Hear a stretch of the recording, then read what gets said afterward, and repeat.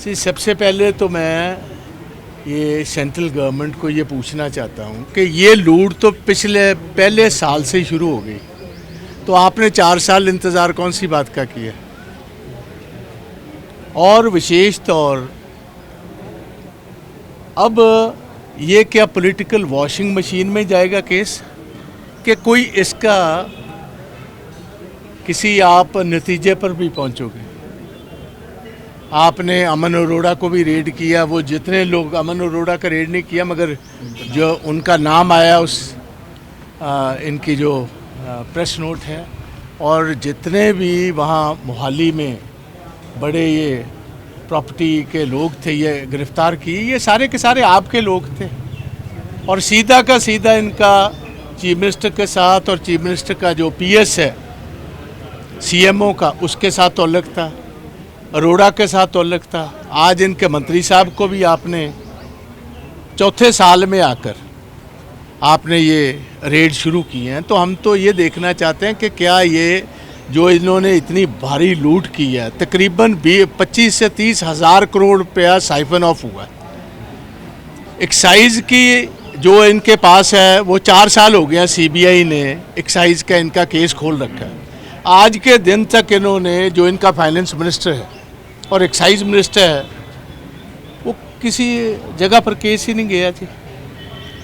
Chief secretary को investigate किया हुआ ईडी ने, इनका कमिश्नर एक्साइज इन्वेस्टिगेट किया हुआ है। मुझे तो ऐसे लग रहा है जैसे सभी ऑपोजिशन स्टेट्स में कि ये लूप होल ढूंढ लेते हैं और फिर ये इंतज़ार करते रहते हैं कि क्या पॉलिटिकल हमारा इसके साथ क्या समझौता होगा, क्या ये वॉशिंग मशीन में जाएगा केस इनका सभी का।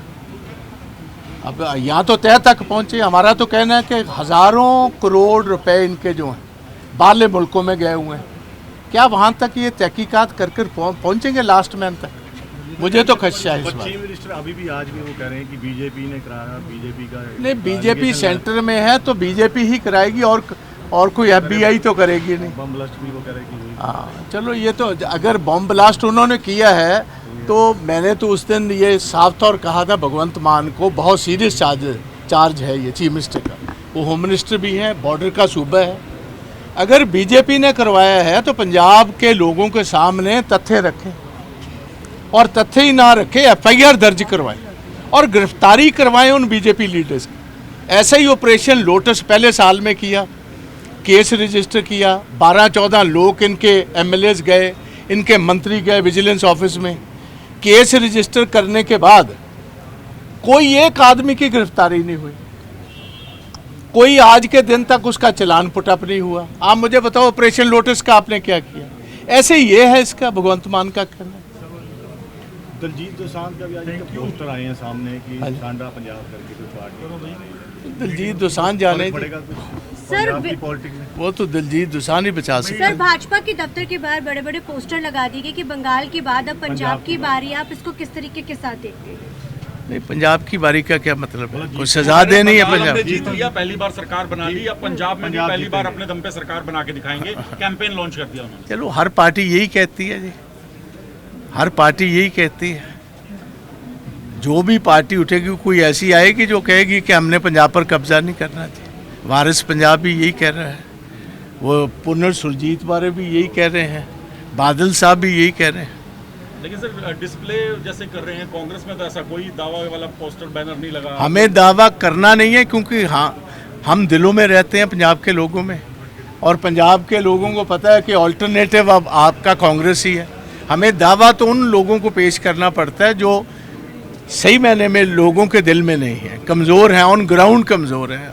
हम दावा हमारा ये चल ही रहा है, करेंगे। Thank you. तो ये थे बात करने के लिए प्रताप सिंह बाजवा और राजा वड़िंग। बैठक जो है वो शुरू हो चुकी है और आज बहुत अहम बैठक है, और ईडी के रेट को लेकर कहा कि अब देखना अहम रहेगा कि आखिर ये जिनके ऊपर यानी कि संजीव अरोड़ा पे जो अब ईडी के रेट पड़ी है कि क्या वॉशिंग मशीन में धुलकर वो भी जाएंगे। सवाल तो कई खड़े किए हैं। बैठकों का दौर शुरू हो चुका है, अब देखना बड़ा अहम रहेगा कि आखिर आज की इस बैठक के बाद स्ट्रेटजी कैसे तैयार की जाती है, क्योंकि 27 के चुनाव है और ये स्ट्रेटजी बहुत अहम मानी जा रही है। कैमरामैन जैसी के साथ चंडीगढ़ से TV9 की लमन प्रीत।